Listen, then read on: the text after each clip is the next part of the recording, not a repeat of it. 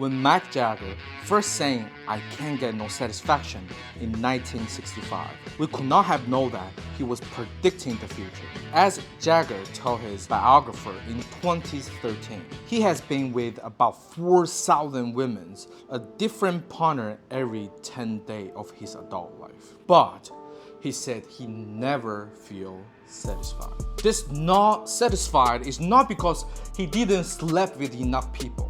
It's every time it happened, he's not enjoying it. You may ask, okay, so if he's not enjoying it, what draw him back to do it again and again and again? The reality is, you probably feel exactly the same like he does. I'm not referring to that you probably sleep with 4,000 people, but it's like every time you look up to the sky, you look at the plane, you start imagining, oh, how nice it would be if I'm on the plane on the trip, some adventures. But when it actually happened, the small hallway in the plane, the really crowded, everybody talking, babies crying, someone take their shoes off and it stink. You suddenly just regret it. Today, we're gonna use a brain scientist point of view to explore those issues. What happened to our brain when we feel seduced and captivated? What is sexual tension and what's the sign of it? In the end, we're gonna talk about why we feel so dissatisfied when we get something that we really, really wanted. So the whole search actually started with me get captivated by one of the subtitles of the book called The Molecule of More. This subtitle says, this brain chemical gets you into bed and then get in the way. To be more specific, the author explained, it is ironic that the brain chemical gave us the energy and the motivation we needed to get ourselves into bed with a desirable partner, eventually getting in the way of our enjoying the fun. And that brain chemical is dopamine. It all started with one really weird lab experiment. They put brain scanner when people have sexual climax. And they started finding out that what gets people arousal is dopamine. But in order for people to reach sexual climax, your body have to suppress dopamine. If your body have a loss of dopamine, there's zero possibility you can reach sexual climax. Wait a minute, I thought dopamine, it is the pleasure molecule that make you feel happy. But why when we have a loss of them, we not be able to enjoy? It all started with some scientific misinterpretations. In the late 1970s, people doing experiment with drug, they found out that the reason why people is high is because drug is artificial triggering the dopamine reactions. So they basically put an equal sign, pleasure and happiness and high to dopamine. But when they switch drug to other stuff like food, the result of that experiment surprised everybody in the field. Dopamine is not related to pleasure whatsoever, but it delivers a feeling that is way more influential. This chemical is only take up like 0.0005% of your brain cell, but it influences us on all the behavior we have. The book described this. Dopamine turned out to be one of the key to explain or even predict human behavior. They include creating arts, literature, and music, seeking success, discovering new worlds and the new law of nature, think about God, and fall in love. Use fall in love as an example to explain dopamine. It's really rare to see a couple married for 50 years and every day still have that passionate love. It only exists in some romance movies. All the excited and happiness moment, it only occur in the beginning of dating or even at the pursuing stage. And when you actually get together, stable relationship after 3-5 years, all the problems start coming out. You start wondering who the heck I just married. The reason why for it is when we're pursuing something, our brains start generating this dopamine. And the reason why for it is because dopamine is expectation molecules. When you try to pursue someone or try to date someone, you don't know what could happen. Will your investment of time worth it? Will they embarrass you because you want to be with them? You don't know everything. So when we try to obtain something that we yet have, we start having dopamine.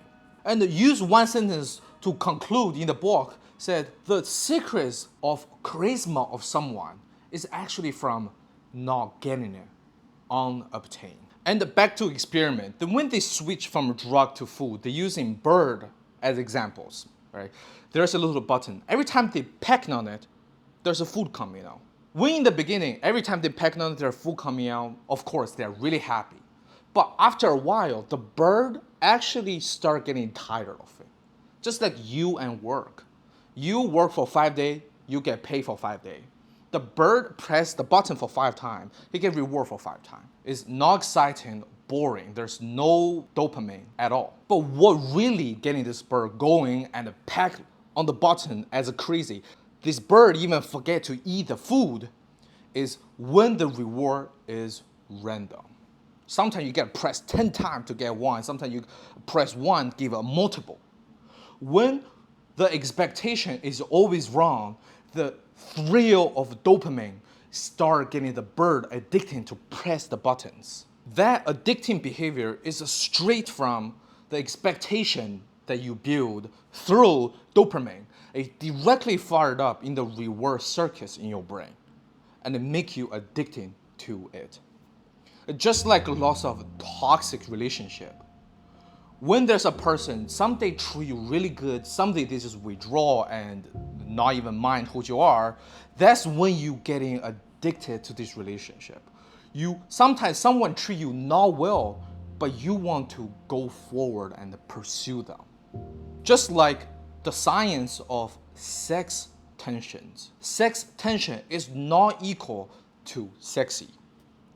When you see a pornography or some Instagram models, that kind of experience you have, there's no dopamine participated at all. Because that was so straightforward, giving you whatever you wanted. The key word in sexual tensions is the second half, tension.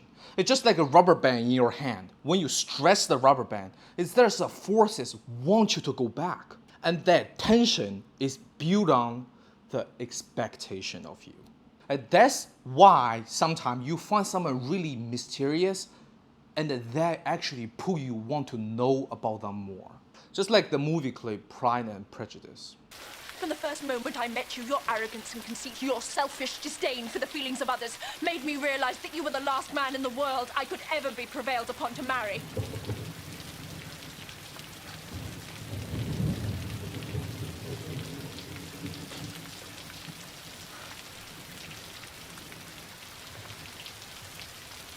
Forgive me, madam, for taking up so much of your time.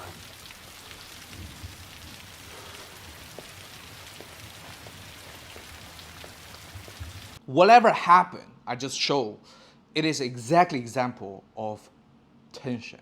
The reason why we have this expectation molecule is in the evolution process, we need something to motivate us to get something we yet having. And that's the reason why dopamine is the meta-ambitions chemicals. Without this chemical, none of us will have the motivations and the ambitions to achieve something great. However, this future ambitions motivation molecule also have a dark side. It's when we looking out and ambitious and motivation, we cannot enjoy the presence. In our brain, we have two different kind of chemical. One is about future, dopamine. Another one is enjoy the present. For example, serotonin. But scientists surprised find out these two chemicals rarely coexist. Sometimes they are counter to each other. When you feel passion for future, you can enjoy what you have. When you enjoy what you have, you can't looking forward for futures. That exactly explains the subtitle we mentioned in the beginning. That dopamine make you want to pursue someone. But when you really get into the bed and try to enjoy the process, if you have a loss of dopamine, you cannot enjoy the present. And that's exactly the reason why Mick Jagger, in the beginning was mentioned, he never feels satisfied. Because the way they look in satisfaction is getting more, but that won't let them have a more touch with reality. And just like you see lots of rich people, they have a passion to earn lots of money, but they yet be able to translate all their wealth into life quality or enjoy of life. And the same thing happen in relationship. Dopamine will exist in your brain after 12 to 18 months of dating. After that, dopamine will start fading away, and your love will transform from passion love to companionship love. And this is when serotonin, such chemicals, start working in your brain. Lots of people believe that, oh, romance is what's most important in a relationship. So if I don't feel that passion love, that person is not the right one for me. I don't have chemical with them. But the issue is you will not have that passionate love with everybody forever. So in brain science field, how can we judge a person is become mature? Is when they be able to enjoy companionship love or to enjoy that present enjoyment chemical in our own brain. And in the end, I see so many people talk about dopamine detox. And you will know that was just a plain hoax, because dopamine is what gets you motivated, what gets you ambitions. And the most scary part is dopamine is not just the main character in reward circuit in your brain.